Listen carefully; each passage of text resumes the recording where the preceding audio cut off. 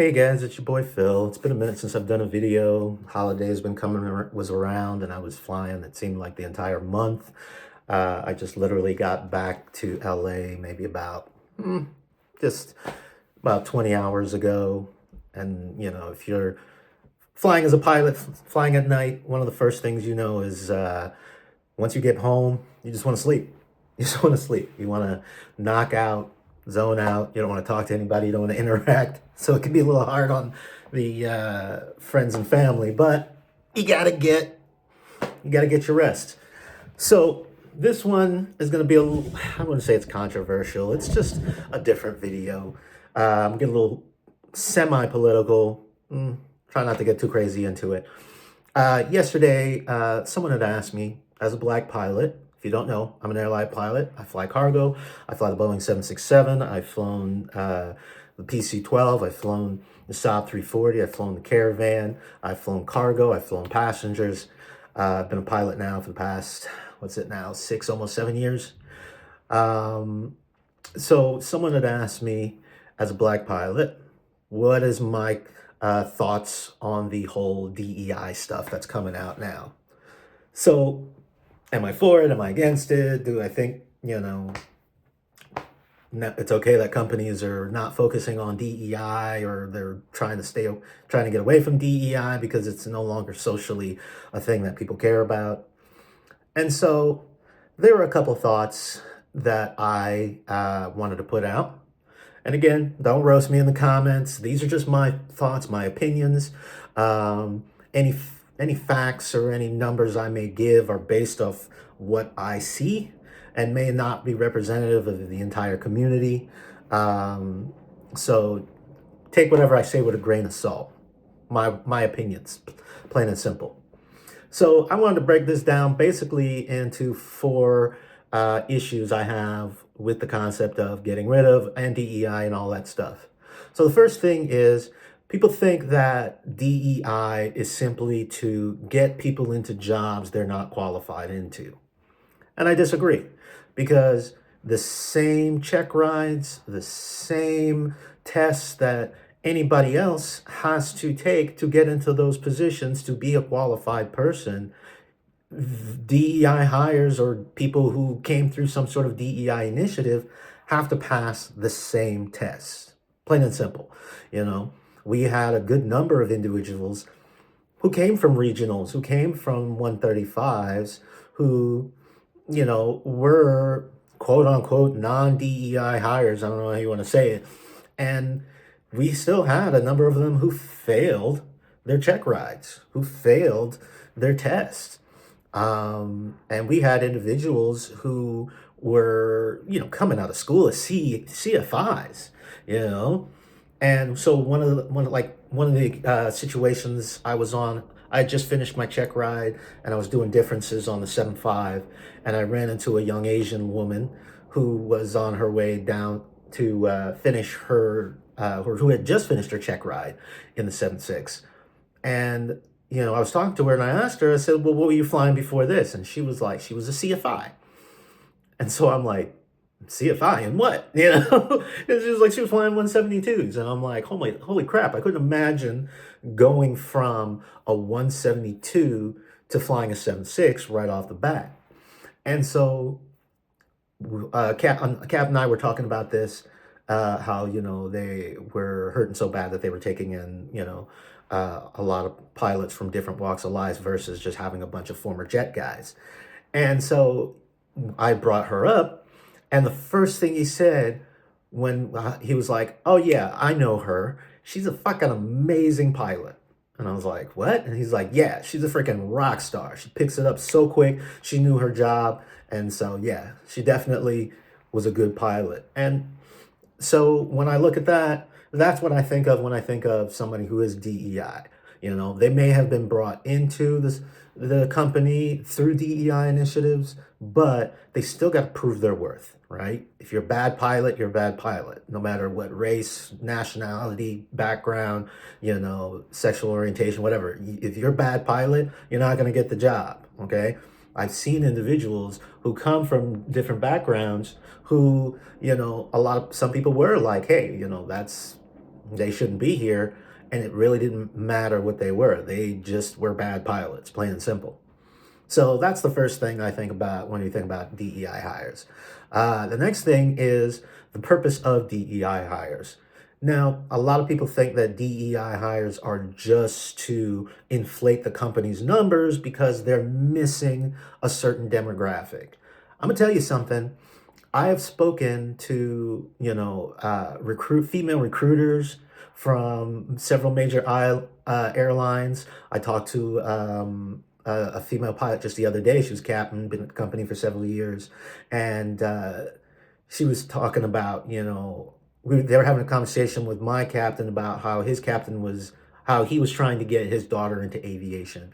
And one of the things that I've come across personally, in my opinion, talking to other female captains, is, they think that there's this huge flood of minorities and women and people who typically don't make up the majority of aviation demographic flooding to try and get into this business. When most of the recruiters I've talked to who focused on DEI, their biggest problem has been getting people interested. I think as a black pilot, one of the biggest things for me is showing that professionalism and showing people that you can be a black pilot, right? I've worked with I've worked at my Fly Compton, and we had youths, and the majority of those youths were the youths of color. And, I've dealt with even grown people who were just like, I've never seen a black pilot. And I'm like, yeah, of course, we're out there, we're few and far between, but there are black pilots. And if you've never thought of being a pilot, think about it. It's a road you can do. And so I think that's one of the major focuses of that DEI really brings to the table, is the fact that, you're coming from communities of individuals who don't even realize that that is an opportunity that they can take, right? I get a lot of individuals who are like, oh, you're a pilot, you must have been smart, you must have had great grades in school, and that must have been a path that you've always wanted. No, I was a bus driver, you know? I worked at McDonald's. I was in the military. I've worked at freaking Best Buy. You know, I majored in music thinking that I would be either a musician or a music teacher. It wasn't until, my dad, he worked in the music industry. He made pretty good money working in the music industry. And even as he got his private license, and even as, a black pilot who just got his private license, he was like, yeah, I was surrounded by doctors and lawyers and, financial experts, people who were typically white and were typically well-to-do, right? And so one of the things about my channel and about the videos that I do is I'm constantly encourage people to just say, hey, look, it may seem like it is a far-fetched dream. We call it a dream job, but honestly, with work and perseverance and, hitting the road prepared, it's not an impossible thing to do. And so every day I get messages, I get, comments, I get people who come up to me and ask me, hey, how should I get started? I'm interested. I don't even know where to go. And so as DEI programs go, I think it's very important not only just to be like these that we're looking for, a wide range of individuals. We're also getting people to know that these opportunities exist. If you get your commercial, the first thing you'll want to know is, how do I even find these jobs? Where do I go? And so a lot of times, if you are working in this community, even happened for me is a lot of it is word of mouth. The company I work for, I never even heard of until a friend of mine recommended that I apply for this job. It wasn't just you look for pilot jobs and it just popped up. No, you have to dig and know the industry in order to find these jobs. And so, going to these conferences that focus on, either minorities or, specific sexual, orientations or whatever, it's not just a matter of, hey, these we need you. It's a matter of these jobs are available and there are opportunities out there. And so it's important for DEI departments to get out and let people know that this is a possibility that they can pursue. So that's very important for that as well. The third thing is taking people's jobs. You know, I always have a funny thing about people saying these immigrants are taking people's jobs. I'm gonna be honest. There are very few fields, in aviation included, that I can think of that is not hurting for people. Yeah, you know, my company recently took in, or I should say, hired a significant amount of foreign pilots from Russia, from South America, from Europe, from Asia, for one simple reason. No matter how hard they had tried to just go through regular channels to hire, we were always understaffed. People were coming in and out so quickly that they could not fill those classes fast enough. Now, we've had a slowdown, and it's mainly been an industry-wide slowdown with the Boeing and major airlines not hiring because they're not getting those airplanes. But we're talking about a matter of just months in which we had a slowdown and they stopped classes.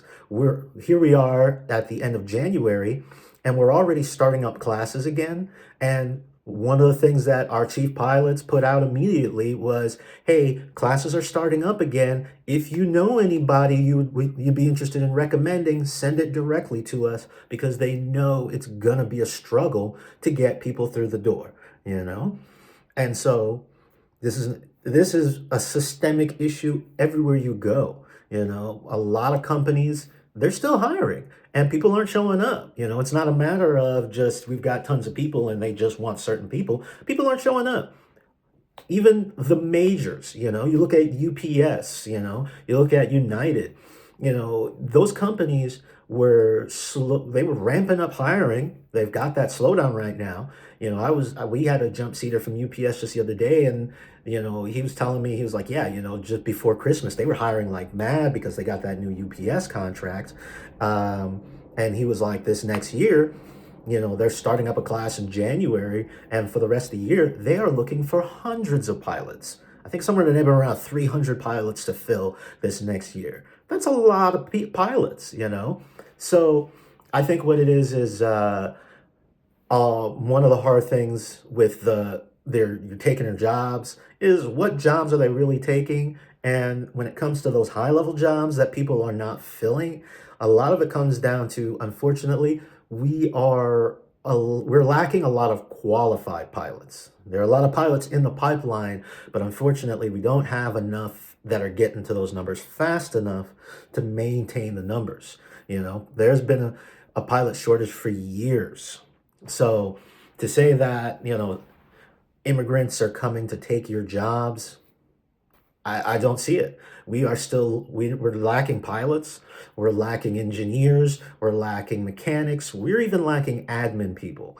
A lot of these companies, they're still hiring, and people just aren't showing up for those jobs. So when I think about it, I think, what jobs are they really taking? You guys aren't applying, because those who are complaining are typically not applying for those jobs that are being filled, or that need to be filled, that companies have to turn to the DEI and their immigrant population to fill. So that's my thought. Obviously certain industries may be different, but from what I've seen, from the companies I've interacted with, the job postings I've seen, people unfortunately just are not showing up. And I think we are underestimating how crucial to the economy, the immigrant and the newly Americanized population is to our bottom line. It hurts us all. If we can't get a mechanic to come in and do the job, we get planes that stay broken and a huge slowdown, and that hurts everybody. So that's my third issue, is they're taking their jobs, right? So just be aware of that. I really don't think that it's not as big as people say it is. And then, of course, the fourth and final issue is, I got to tell you, times have to change. Times have to change. A lot of people think that, the good old days or, historic ways that companies and people did business did well, and it did not. You know, I think that by those companies that excluded specific races, specific sexes, specific orientations from participating at their company, those companies are the companies that are hurting right now. I've seen many aviation companies that were built and maintained off of the old good old boy mentality, right? They were the ones that, you had to be white, you had to be male, you had to be, a certain age in order to even be considered for a position at those companies. And unfortunately, a lot of those companies I've seen now, they're struggling to not only integrate into a more diverse workforce, they're also struggling with getting people through the door of all backgrounds, you know? Because in aviation, and I'm sure it happens in a lot of other industries, a lot of these companies and the industry is much smaller than you think. It is much smaller than you think.